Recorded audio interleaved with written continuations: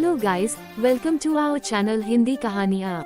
आज हम आपको बताएंगे कि भगवान राम की मृत्यु कैसे हुई थी, तो इस वीडियो के अंत तक बने रहे।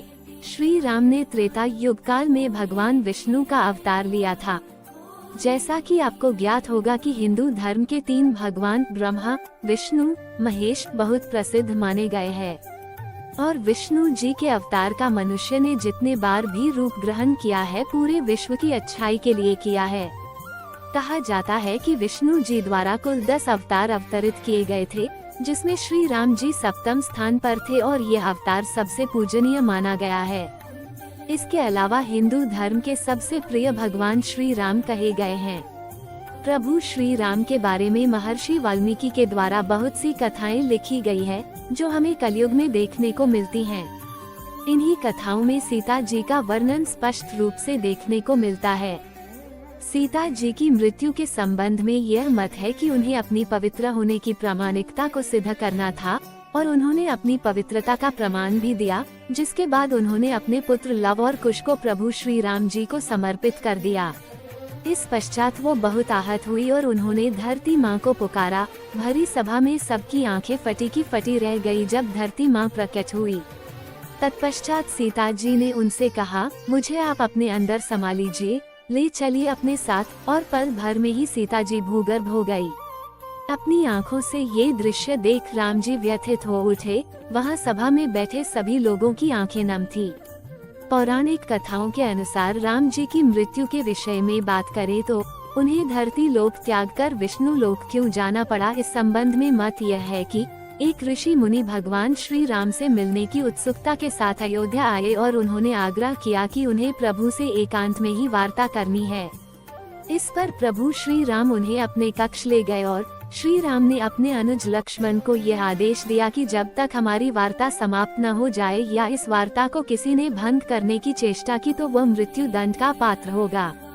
लक्ष्मण जी प्रभु श्री राम के आदेश को पूरी कर्मठता और ईमानदारी से निभाने लगे।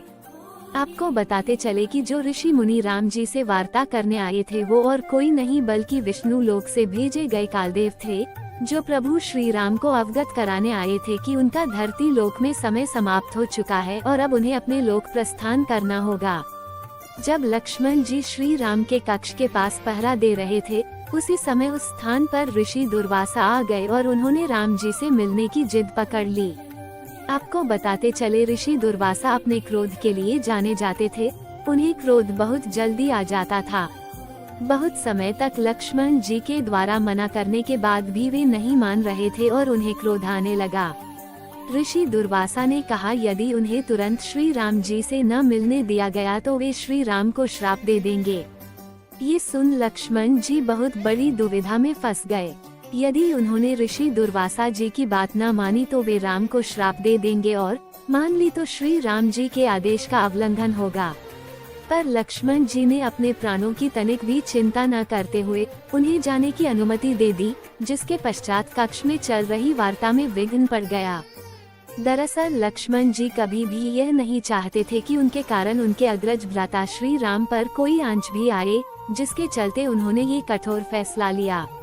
श्री राम ये दृश्य देख बहुत व्यथित हो उठे और धर्म संकट में पड़ गए, पर उनके वचन का मान रखने के कारण लक्ष्मण जी को मृत्यु दंड न देकर उन्हें देश निकाला घोषित कर दिया गया और उस समय देश निकाला मृत्यु दंड के समान ही माना जाता था। पर लक्ष्मण जी की अभी तक की यात्रा में लक्ष्मण जी ने श्री राम और माता सीता का साथ कभी भी नहीं छोड़ा, जिस कारण उन्होंने इस धरती को त्याग करने का निर्णय ले लिया और उन्होंने सरयू नदी जाकर उन्होंने ये पुकार लगाई कि उन्हें इस संसार से मुक्ति चाहिए। इतना कहते वे नदी के अंदर चले गए। जिस तरह उनके इस जीवन का समापन हो गया और वे विश्वलोक का त्याग कर विष्णु लोक में चले गए और वहां जाकर वे अनंत शेष के रूप में परिवर्तित हो गए। श्री राम अपने अनुज लक्ष्मण के बलिदान के बाद पूरी तरह से टूट गए, मानो एक पल में उनसे उनका सब कुछ छीन गया हो। प्रभु राम का इस मानव संसार से मन सा उठ गया। उन्होंने अपना राजपाट, अपनी गद्दी अपने पुत्रों को सौंप दी और उसी लोक में जाने का मन बना लिया। श्री राम जी की मृत्यु में यह मत है और इसके अलावा वाल्मीकि द्वारा लिखी पुस्तक से यह सिद्ध होता है कि उन्होंने अपने प्राणों को सरयू नदी के हवाले कर दिया था और उसी नदी में श्री राम हमेशा के लिए विलीन हो गए थे। उसके बाद वहां से विष्णु जी के अवतार में प्रकट हुए थे और वहां पर उपस्थित उन्होंने अपने भक्तों को दर्शन दिए। श्री राम ने अपने मनुष्य का रूप त्याग कर अपने वास्तविक रूप का धारण किया और बैकुंठ धाम की ओर गमन कर गए। तो दोस्तों, आशा करते हैं कि आपको ये वीडियो पसंद आया होगा, तो कमेंट बॉक्स में जय श्री राम लिखना ना भूले। धन्यवाद।